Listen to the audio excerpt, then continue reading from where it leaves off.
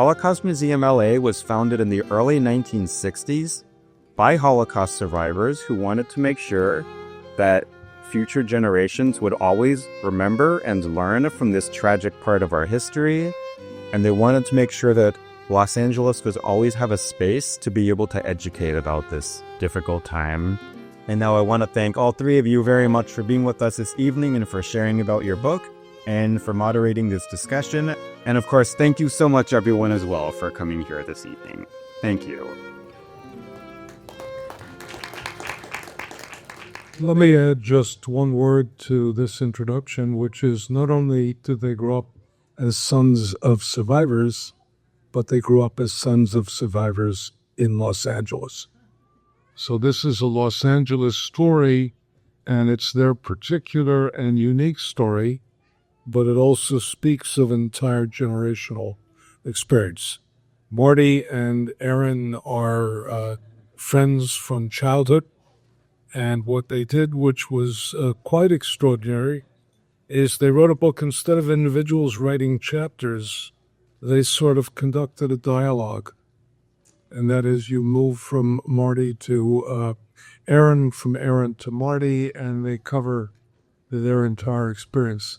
So let me first begin, and we'll talk about Marty, Aron, almost, they'll pick up one after another because that's the way in which they wrote the book. That's the way in which they conduct the dialogue. How did you guys get into this? Why did you decide that this was worthy of a book? And it is. Well, the idea of a book came very late in our friendship. We met in 1965 when we were in high school. We were about to be seniors in high school. And we met just happened to meet at a poker game that a friend was having in the neighborhood. Marty had just moved from the Bronx, New York, and he was looking for friendship.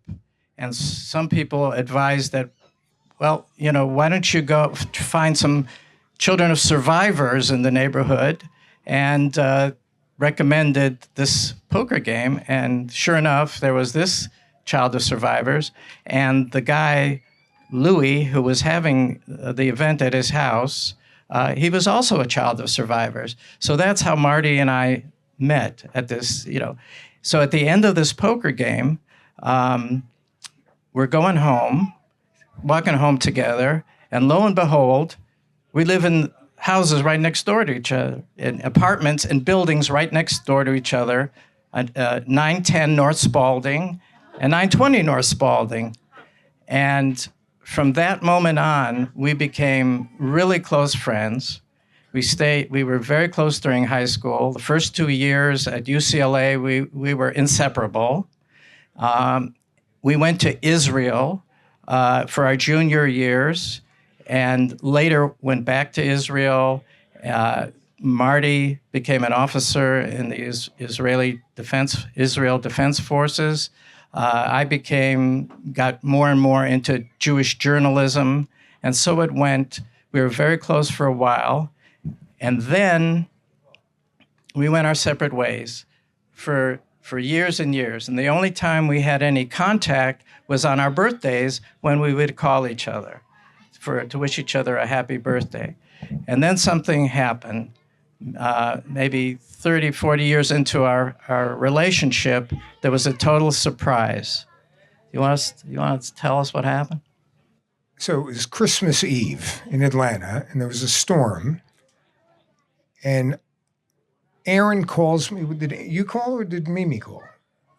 Mimi called. Mimi called. So Mimi's Aron's daughter, and she called me and said that she and her husband and her toddler were stranded at the airport because all the flights were canceled. And we did, the only thing that came to mind is take her in. So they came to our house. We happened to have dinner at our daughter's house, and she returned the following day. And then I got a call from Aron saying, Mimi asked me, how come you guys don't get together more? Because your homes are the same, you have the same tchotchkes, you have the same accents. How come you're not together more? And that was not a rhetorical question, because that sparked the next phase or the renewal of our friendship and our relationship. So we took Mimi's advice See, they're not going to need me. I'm just a wallflower, but it's all right. That's precisely the way. Go ahead. We're going to need you. Well, we took Mimi's advice seriously, and within a few weeks, Marty and his wife, also named Marty with an I, they were coming to New York, and my wife Judy and I said, okay, we're going to meet you in New York. And that's the first time we got together. And after that, we started phoning each other, keeping communication. And it seemed at that point that lurking in the back of our minds was our roots, where we came from. We started, for the first time, we started investigating our common roots. And it was very late that we discovered, and we've been friends for so long, that both our fathers were in Auschwitz. Both our mothers were in concentration camps tied to the Gross-Rosen system of camps. And that we were both conceived in the same displaced persons camp after the war. These were things that were never talked about. I mean, how many of you have been friends with somebody for a very long time and much later discovered things about them that were so significant in their lives, but you had no idea because people don't talk about things like that. They don't talk about a lot of things. They stay on the surface. So we started talking about the Holocaust a little bit. Then came... Well, it was a little bit, because there's a reason we didn't delve into it, because it was essentially taboo. Aron's parents disclosed some things. My parents disclosed almost nothing, in a conspiratorial way amongst the family.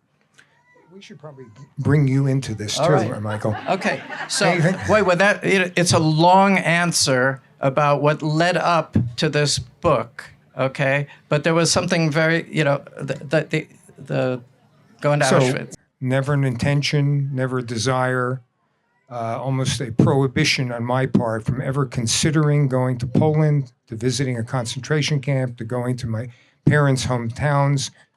Not interested. It was so reactivating. It was just, I knew about it, but I ain't going.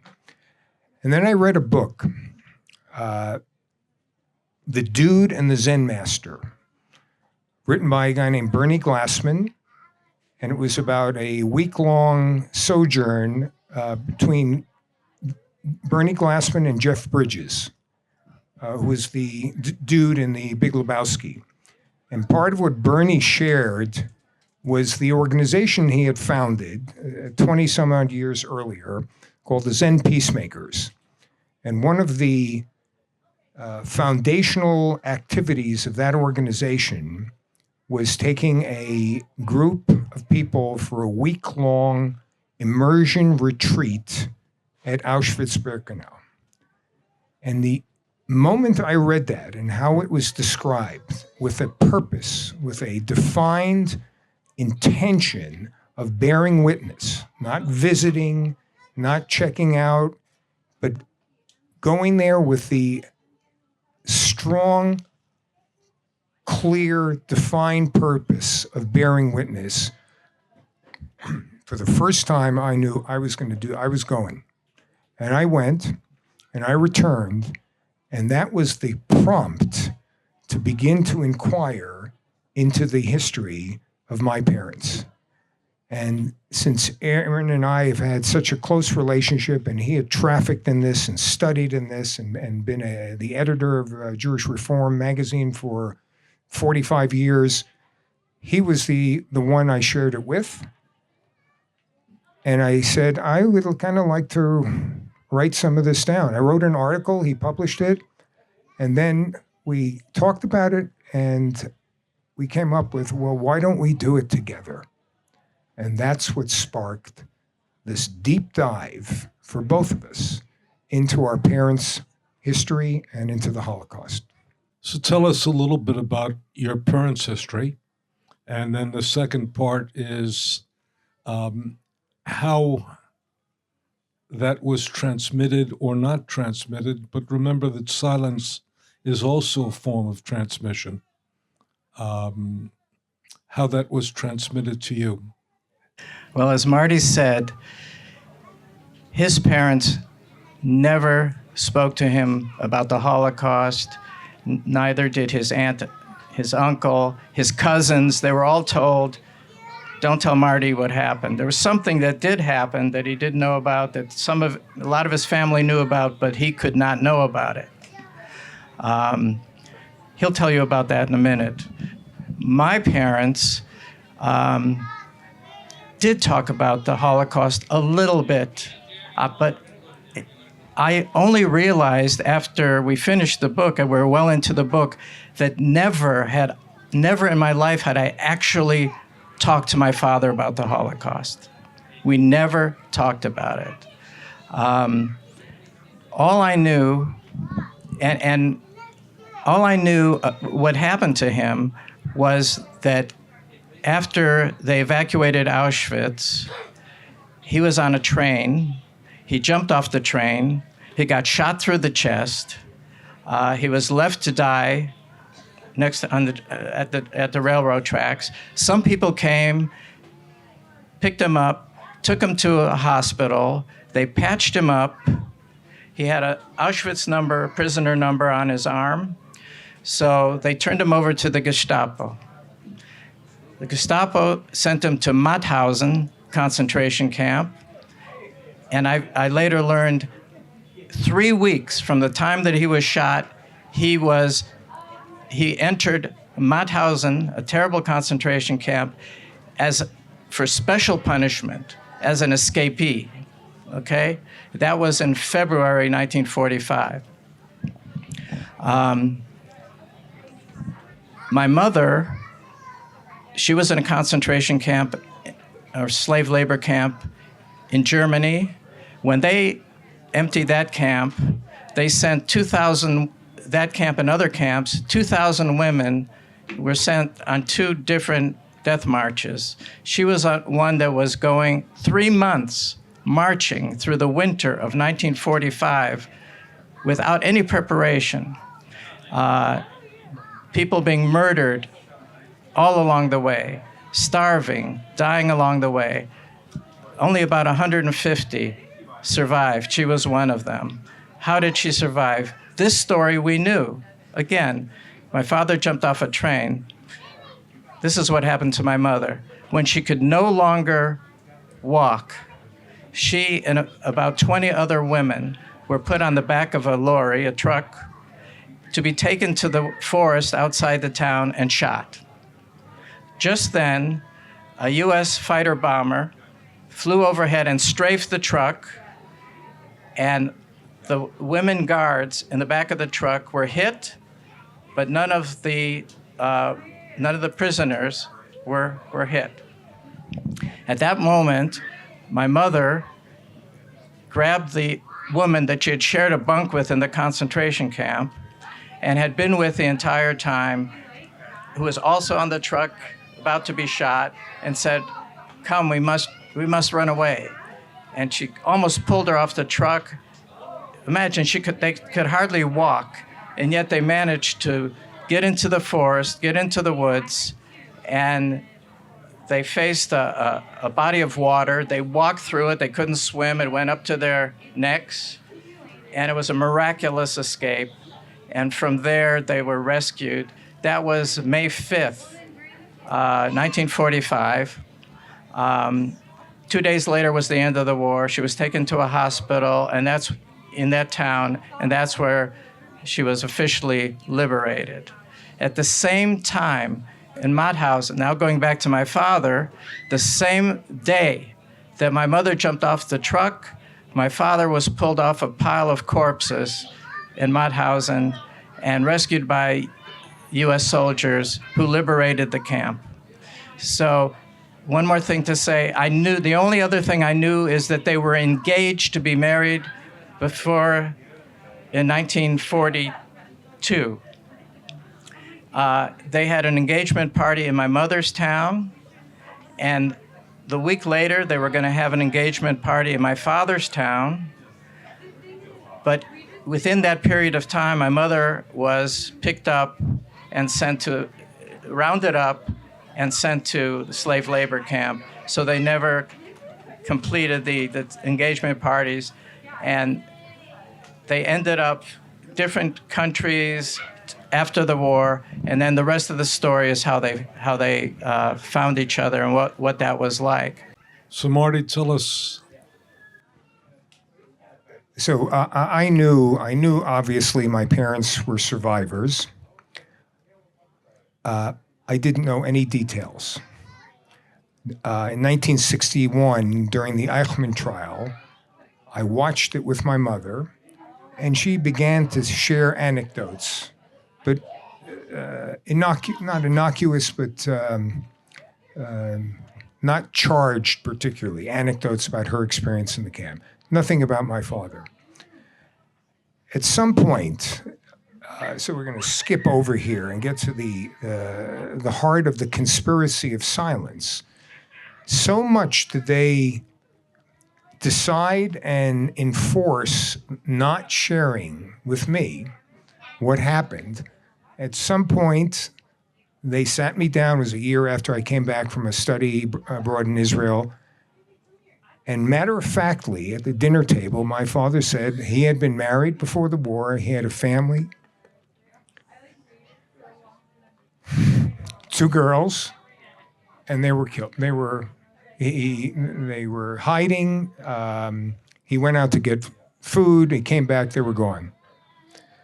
But everybody colluded in the family to not share that with the kind, the kid. So it speaks to that whole dynamic of not communicating. Somehow communication would have been worse in their minds than not communicating. And it played out in other areas. My father was sick. He had cancer. I was away for a year. Nobody told me.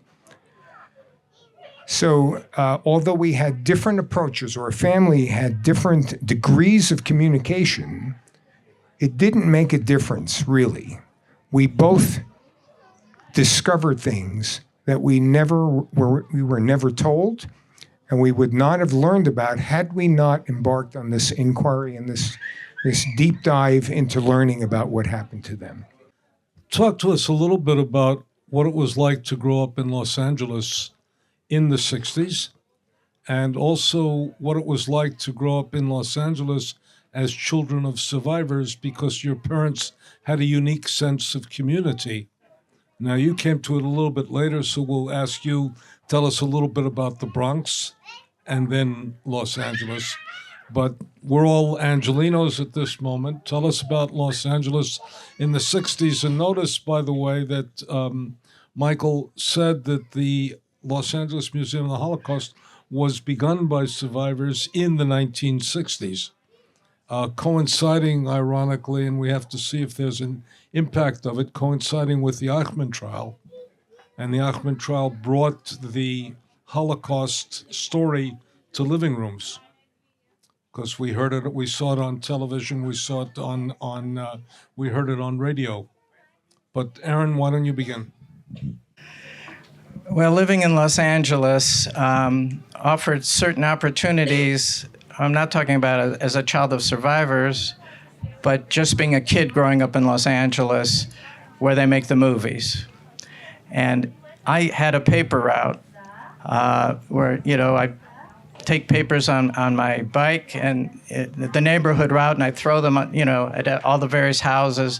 And one day, the guy in charge asked me if I would like to take over delivering papers at the Samuel Goldwyn Studios. And I said, sure, that would be great. And I was about, 15 years old. So I said, yeah, I'll take the job. So they dropped off the papers at the studio, and then I would take the papers, and I would go onto the stage, on the various stages where they were making movies and TV shows, and, fell in love with that whole world of movie making and all these, Jack Lemmon, there's Jack Lemmon, and there's, they're making The Fugitive, and there's Kim Novak. And over there. But and I write about the greatest experience for me there was when Elvis Presley came up to me. Here's the lowly paper boy, 10 cents for a newspaper. And he comes up to me very intentionally, and he says, "Hello, what's your name?" And I said, "My name's Aron." And he says, "Oh, well, my middle name is Aron. Isn't that a great coincidence?" And we start talking a little bit. "Can I have your autograph?" "Oh, sure." I give him. He gives me his autograph, and then later he sends a photograph to Aron of himself to Aron, signed Elvis Presley. Being part of that world, Los Angeles world, I wanted to be a movie producer. I decided I'm going to be a movie producer. So it was also the 60s. It was, drugs, sex, rock and roll. At our high school, the Byrds, was a famous group then.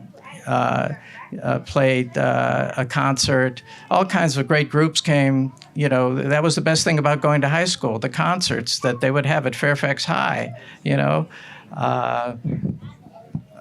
Herb Albert, and the Tijuana Brass. He was an alum of Fairfax High, and he was Jewish and part of that scene. So from that point of view, it was very exciting. It was also a car culture. So that's why there's a car on the book. The two of us kind of like going around and having that car experience. It was a very car culture. So that, those are some of the things that really marked our lives. And of course, the beach, going to the beach and body surfing and all that kind of stuff.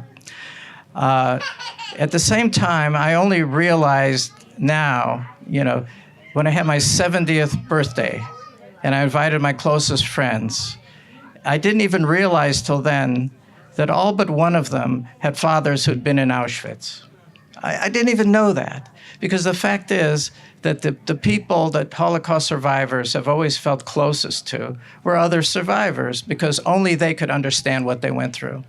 In fact, when I asked my mother, "Why did you tell me at such a young age about the Holocaust?" she said, "Because how else would you understand me? How could you understand me if you didn't know what I had gone through?" So their feeling was I had to know. The problem was there was only so much they could remember. There was only so much they wanted me to know. So it was very fragmented, okay? But our community was a survivor community. All my friends were children of survivors. And we didn't even think about that. Marty and I never talked about the Holocaust in all those years, or any of our friends. But that was the world the two worlds that we lived in. But you weren't called children of survivors then. You were really called children of refugees.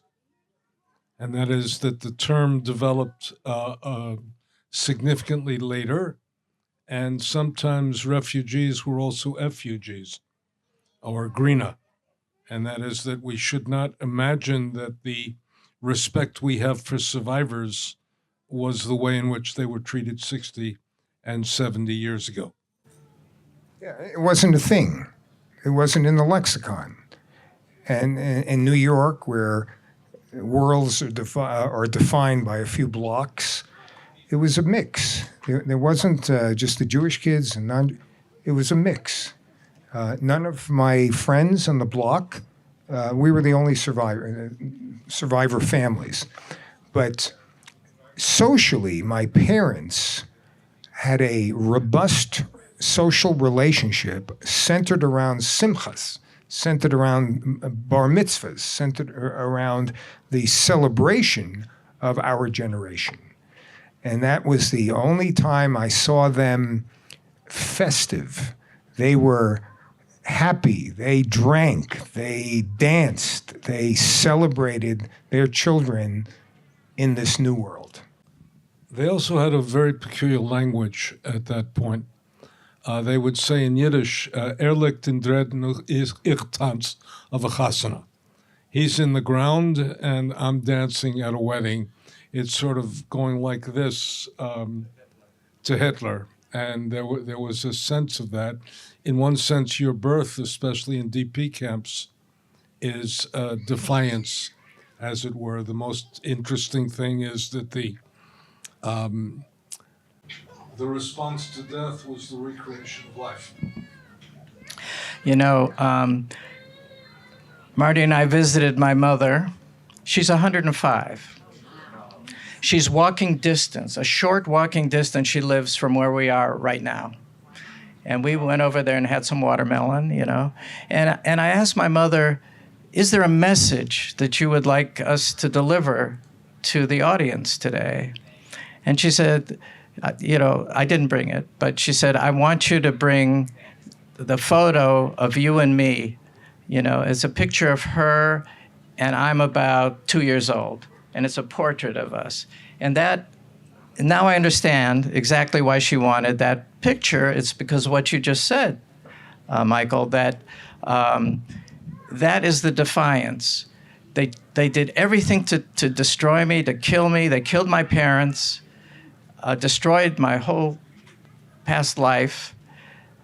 But here I have this beautiful child. Look, you know, that photo, in a sense, represents not only the defiance that Hitler liegt und dreht, but we're still here, but also a very positive thing. It's not just defiance. It's the courage to rebuild, the courage to look forward and start a new life after, you know, I think about all the things that upset me and, you know, all the little things. One of the things my mother taught me, you've got to know what's important in life, okay? You've got to be able to separate those things. Look what happened to them and how they were able to rebuild loving families. My mother has 12 great-grandchildren. They are all incredibly wonderful children. And what keeps my mother... So much better than the children, obviously. Yeah, well, yeah. No, but the love that our parents had for us is what gave us the strength. They passed on the resilience through love and made us who we are. And they are true heroes for their courage. Let me pick up on that because I have 2 students who've written doctorates this year on vicarious trauma and vicarious resilience. And that is, you picked up a word that they not only transmitted trauma, but they transmitted in a very deep way resilience and toughness. Now, you went into the Israeli army, and that meant in some ways you wanted to change the fate of the Jewish people. You know, when I share that, when people learn that, I just picked up and left and immigrated and kind of drafted myself. Often it's like, wow, he did that. But at the time, it was such an easy choice. There was not any pushback that I had to manage in my mind about doing that. It was a natural step towards that resilience, towards there was nothing. So this is 55 years later. So I've been away from the Israeli army for 50 years now. Things changed. I'm at the time, it was kind of like being a poster boy. Things changed. So absent that continuum of change, at the time, the notion of being a Jewish soldier in a Jewish army, there was nothing more powerful. There was nothing that was more powerful of a driver than doing that. And that is consistent with this resilience, with this rebirth, with this aliyah, you know, stepping up, as immigration is termed in Israel. What's the most startling thing you guys learned in the dialogue? Well, what was kind of startling was that sometimes what you were looking for is right before your very eyes. But for some reason, you refuse to look at it.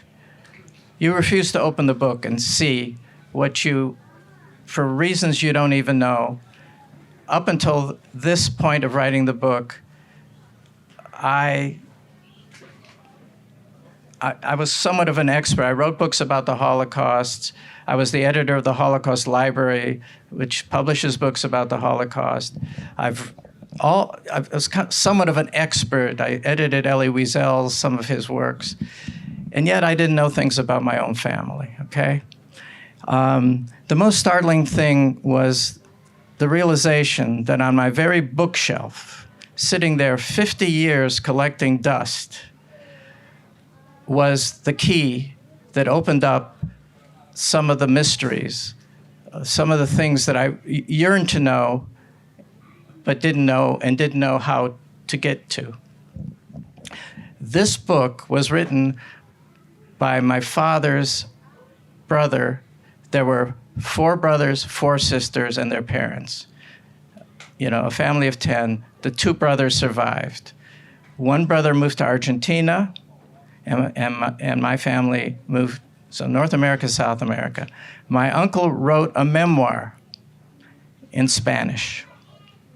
And on the cover was a picture of Auschwitz and his arm and the number on his arm. And that little gray book was sitting there. Finally, when Marty and I decided that we needed to know everything that we could find out, I asked his grandson in Argentina if he would translate that book for me, and he did. And when I read that book, I found out things that I had no idea of what happened to my family when the Nazis came in to Bending, Poland. And he opened this all up to me, and I learned a few things that are in the book, a tremendous bravery of things that my family, the brothers did during that occupation. So it's that kind of thing that you have to really want to know. And working with Marty, we supported each other. You know, whenever we learned things that were very painful, the first thing we would do, would be talk to each other about it. And, we didn't realize, the big surprise is when you write a book like this, and it's very rare for 2 people to write a memoir, 1 memoir, 2 stories. We discovered that by doing that, we were able to go further than we might have gone alone. Marty, why don't you answer the same question, really? What's the most startling thing you discovered? And then everybody's going to want to know how you responded when your father told you that he had an earlier family. So at the dinner table, he said it matter-of-factly and didn't share much else about it. And instantly I knew, because I had a cousin and an aunt that kind of hinted or mentioned something, and immediately realized that they weren't supposed to tell me about that. But that sat, that you can't ignore. We discovered things that you couldn't ignore any longer. You couldn't not inquire more, deeper into it. And the MO for so long was stay away. Just don't poke the bear, kind of thing. My wife had encouraged me for decades to write, and it was, yeah, someday maybe, but only collaboratively, because we leaned on each other. This was a deep dive. This was an emotional dive. This is, I'm a tough street kid from the Bronx. All the stuff I did, this, you can't stand up to this without being emotional. You can't, your heart will not allow you to evade the grip and the emotions. Can I say something about that? I just want to recognize my sister. Could you stand up, Rose, please? Stand up. Rose. In the book, there's no part of my life that she is not involved in. And not only is my sister, we're so close, but she was also very close to Marty, who was an only child. And she was also very close, and we didn't even understand this till we wrote the book, very close to Marty's father. And we only realized now that Marty's father's older daughter was about, what's her name? Lucia. Lucia. She was about 11 years old, 11 about years the old. same age as Rose was when we were... When we discovered each other. So say something about how your father responded to Rose. You know, I this is in retrospect. And Aron pointed it out to me. That my father, we used to hang out in my room and watch TV and do homework and stuff. And my father used to bring little things to eat. My mother brought little things to eat. And my father had this lovely relationship with Rose. Like, he knew how to interact with a young girl. And one day we were, in the whole process of writing this, we realized that I signed the book for her yesterday. And I thanked Rose for bringing a twinkle to my father's eye rather than a tear, because she could have reminded him of Lucia. And he didn't retreat from that. He expressed his gentleness, his lovingness, and Rose represented that. And that, in a way, can answer the other question, that what we got, and this is, we share this, you know, after everything that the whole generation, the Holocaust survivors went through, but here, just with our families, everything we learned and what their losses were and what the imaginable and the unimaginable suffering, there was never any hint of revenge. There was never any hint of retribution. It was always about moving forward, about the embracing the privilege of life again.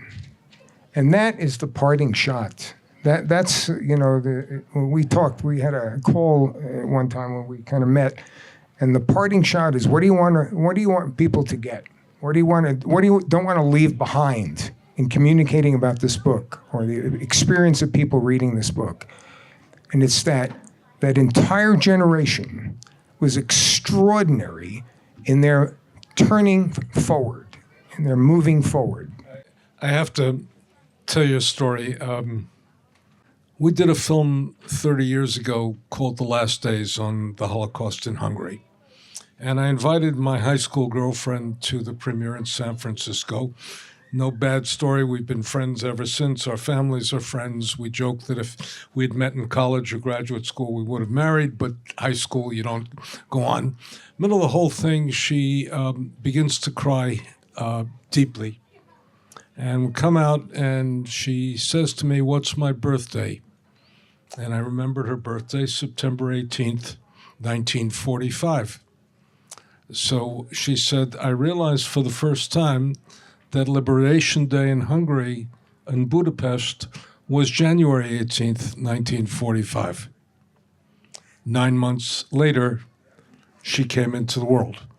My generation has just turned 80, and one of my old friends' wife calls me. I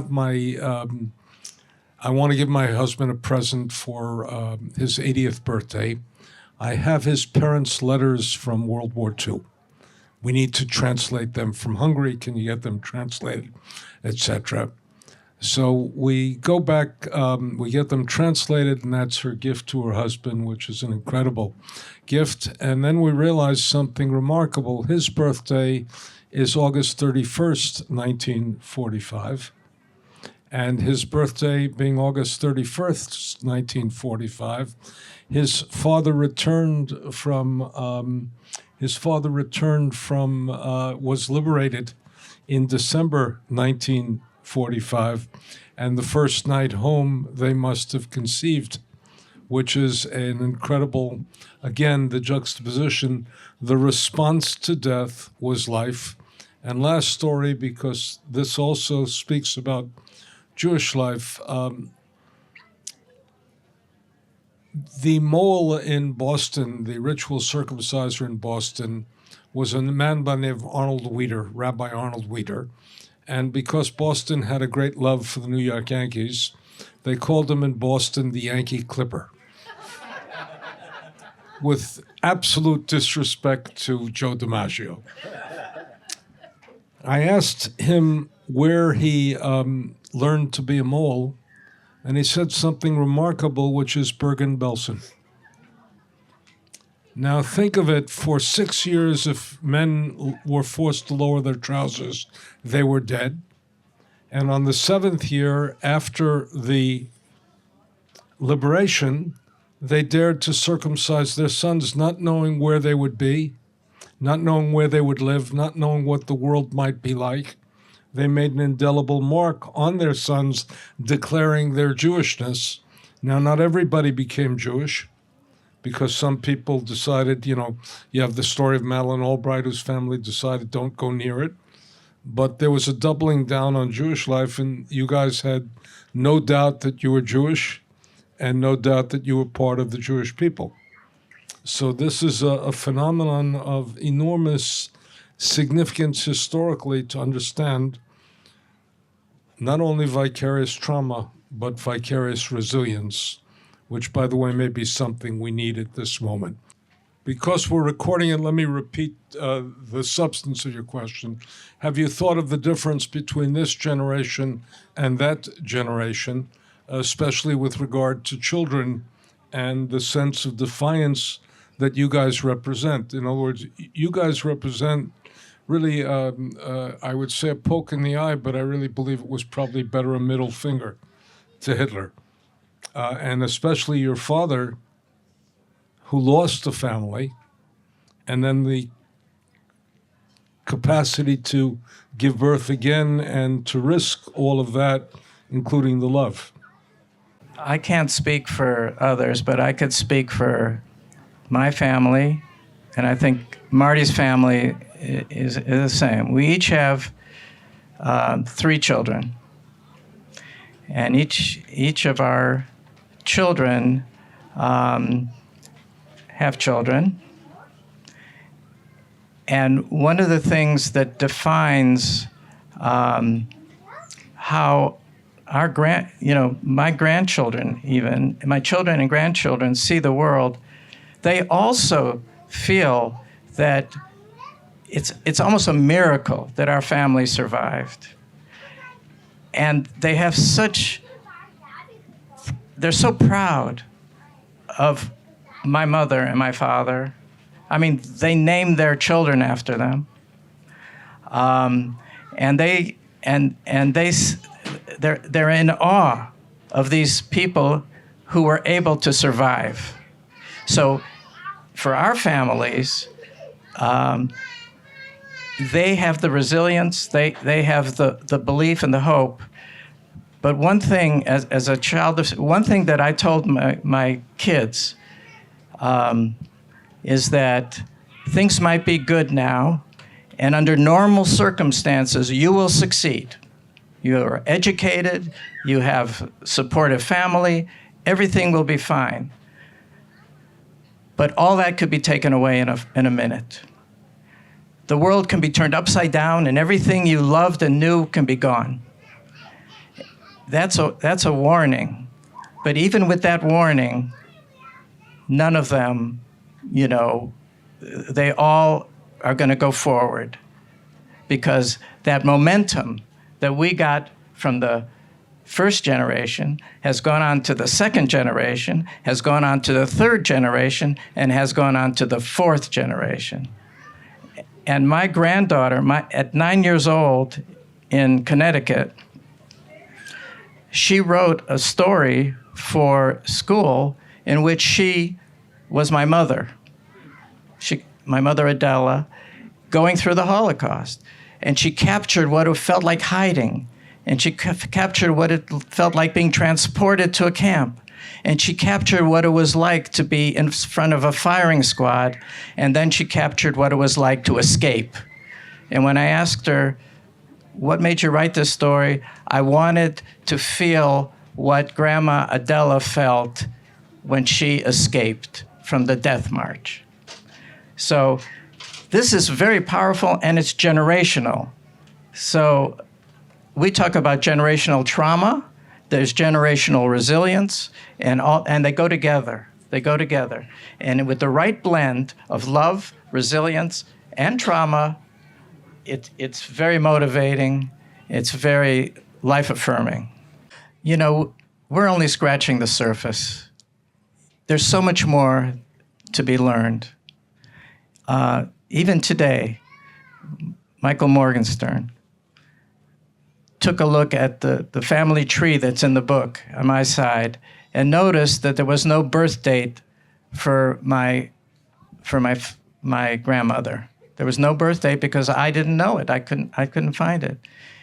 And he came up to me and immediately, you know, showed me a document that showed her birth date, the exact birth date.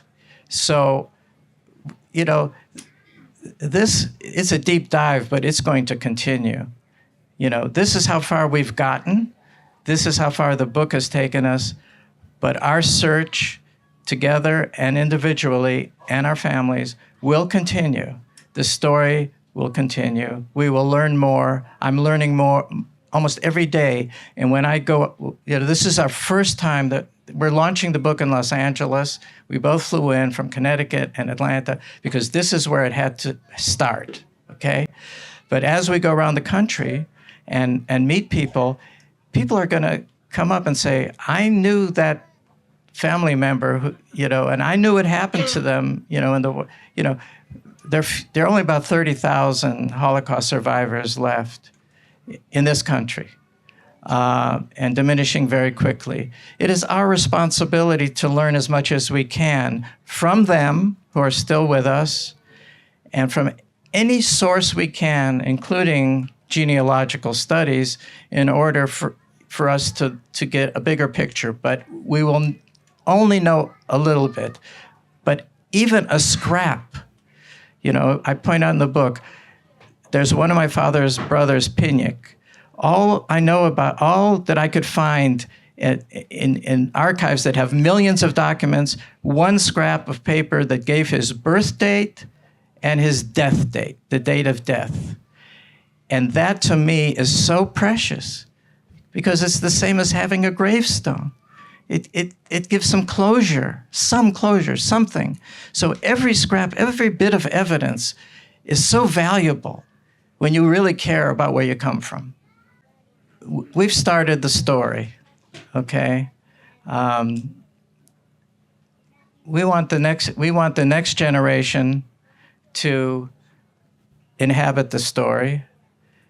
We want them then to be inspired by the first generation. You know, we're going to go now to the 5th, 6th, 7th, 8th generation. We define ourselves by our generations from ground zero. We should never forget ground zero. And every generation needs to build on the next, because everyone, if you're Jewish, you're going to face anti-Semitism. You're going to face disasters. Ever since we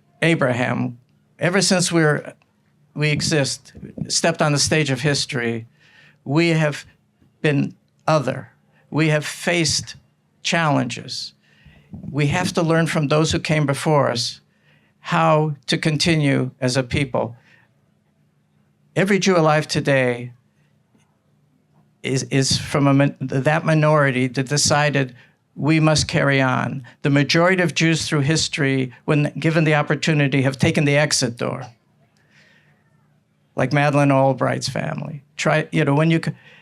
But there's those who will never give up, and as long as there's anti-Semitism, there will be Jews, and there will be Jews, because we embrace who we are, and we're not going to let the world say you have no right to exist.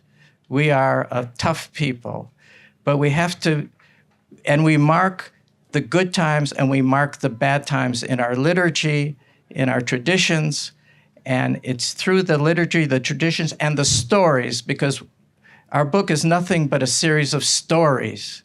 And these stories are more inspiring than, like a history book. These are stories that grab you. It's like seeing a great show, a great play, a great movie. It grabs you and it changes you. We hope that this will have that kind of impact on everyone who reads it.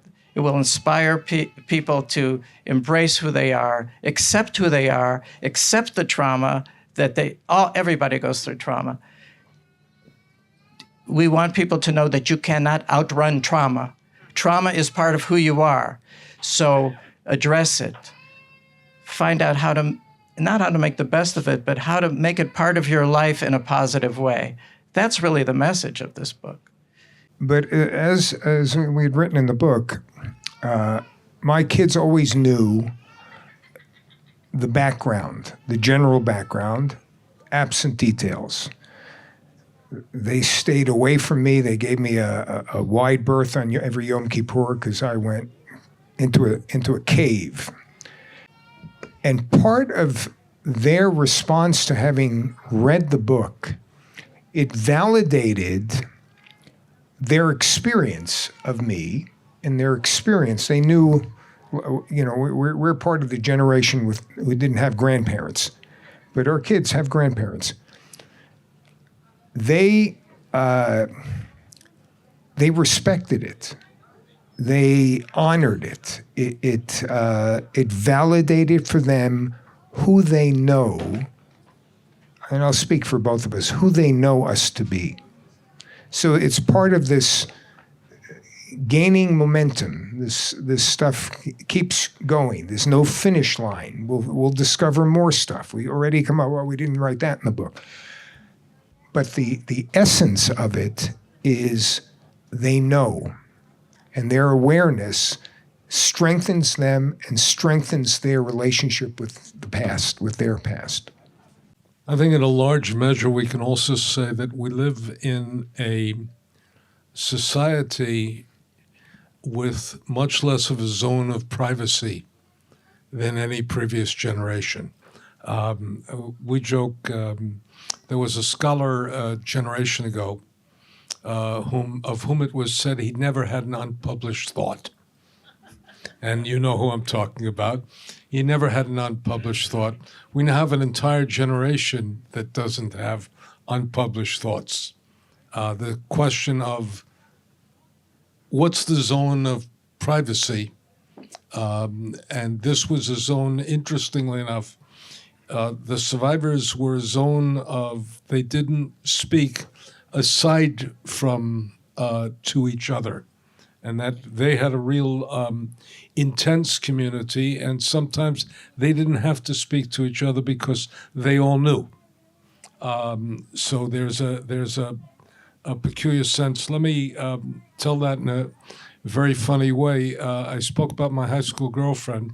The most awkward time for a young man in my generation was when he called upon his date and had to sit with the parents for 5 or 10 minutes until the young lady was ready to go. My then girlfriend told me the story. She said, "You used to always ask my mother to talk because that was your way of not having to talk yourself." And she started telling you her stories, and she didn't tell me the stories she would tell you. And we would stand on top of the stairs, my sister and I, and we would listen, and I'd try to time how much time would ruin the evening if I waited. And she then said jokingly, or maybe seriously, we dated 6 months longer than I wanted to because I wanted to hear the rest of my mother's story. But there was a zone. There was a zone. Let me give a biblical image which helps as well. There's a story in the Bible of Sodom and Gomorrah, and of the escape of Lot and his family. Lot, his wife and 2 daughters escape. The wife looks back and turns into a pillar of salt. The daughters go on and they think their father's the last man on earth. They think they are the last two women on earth. They get their father drunk. They seduce their father. They produce two new generations, new people. The Bible does not speak askance against it. Only when I started working on the Holocaust did I understand the story. If you look back too soon, you're paralyzed by grief. You become a pillar of salt, tears. You have to go forward in that sense, and forward also means recreating life. But you have to go forward, and only later were you able to look back. So we have to understand that, and survivors often say that their silence was imposed because people weren't ready to listen. And it's a motif you hear again and again. You know, we were starving, they would say, oh, but we had problems, we had rations in the United States. Well, let me say, as one who has read the book, it is really wonderful reading. It's great banter, great give and take, and it is a book that is worthy of reading and worthy of cherishing, because these are two men who have the courage to confront their past and who are able to tell the past that they confront while looking forward. Thank you very much.